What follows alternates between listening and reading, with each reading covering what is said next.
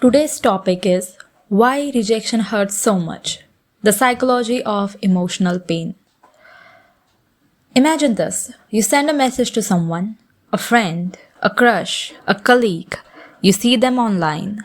Hours pass, they post a story, they reply to someone else, but not to you. Suddenly, something strange happens. Your chest feels heavy, your stomach tightens, your brain starts asking questions. Did I do something wrong? Am I annoying? Why don't they care?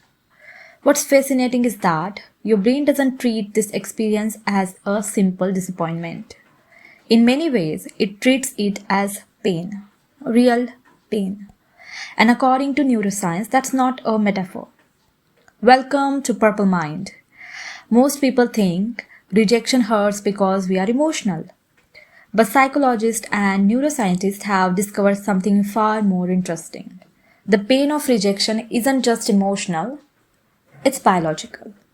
In fact, some of the same brain regions activated when you experience physical pain are also activated when you experience social rejection.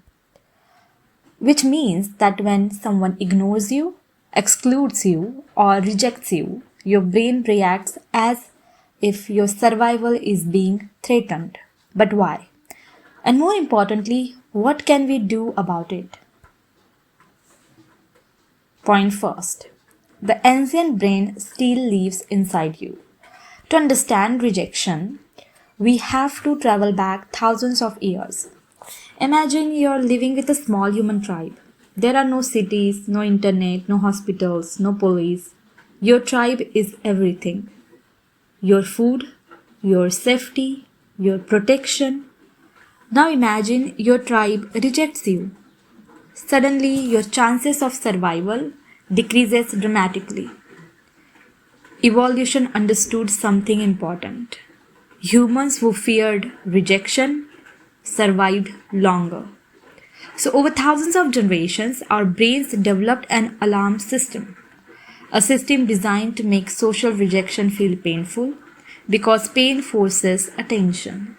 Pain forces action, pain helps survival, and the fascinating part that ancient alarm system still exists inside your brain today.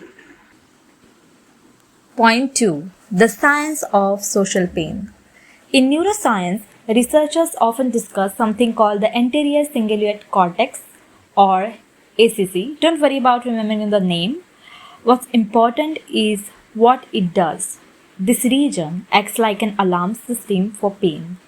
When you touch something hot, the ACC becomes active. But researchers discovered something shocking.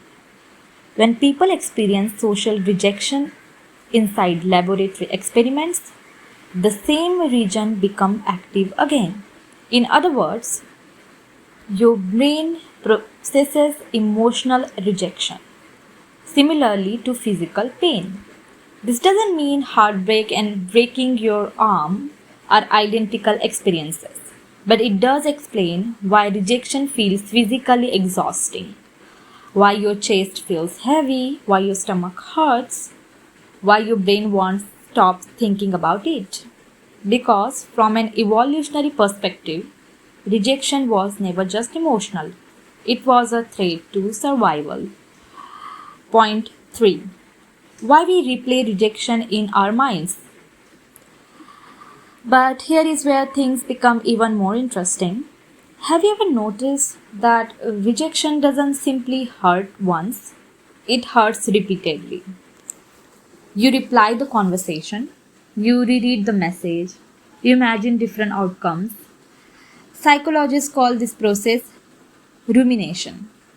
Rumination happens because the brain hates uncertainty. Your brain believes, if I think about this long enough, I'll find the answer. But often there is no answer. Sometimes people reject us because they are busy, sometimes because their priorities changed, and sometimes there is no deeper meaning at all. Yet the brain continues searching, not because it's broken, because it's trying to protect you. Point 4, the most dangerous psychological effect of rejection. The biggest danger of rejection isn't the rejection itself, it's the story we create afterward. Someone doesn't choose you, or they doesn't choose us, and our brain immediately creates a narrative. I'm not attractive enough, I'm not smart enough, I'm not important enough. Psychologists call this personalization bias. It's the tendency to blame ourselves for events that may have very little to do with us. But here is the truth: rejection doesn't determine your value, it reveals circumstances, compatibility, timing, preferences, not worth. And understanding this difference changes everything. So, the next time rejection hurts, remember this: your pain is real. Your brain is doing exactly what is evolved to do. But your brain isn't always telling you the truth. Rejection can change opportunities, it can change relationships, it can change plans, but it never changes your value as a human being. Because confidence isn't believing that everyone will accept you, confidence is knowing that even when they don't, you'll still be okay. And perhaps that's one of the most powerful psychological skills a person can develop.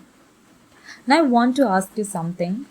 What's one rejection that eventually taught you something valuable?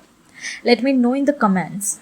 And if you want to understand psychology, confidence, human behavior, and the hidden forces shaping your mind, subscribe to Purple Mind. Because once you understand your mind, you begin to understand your life. Thank you for watching.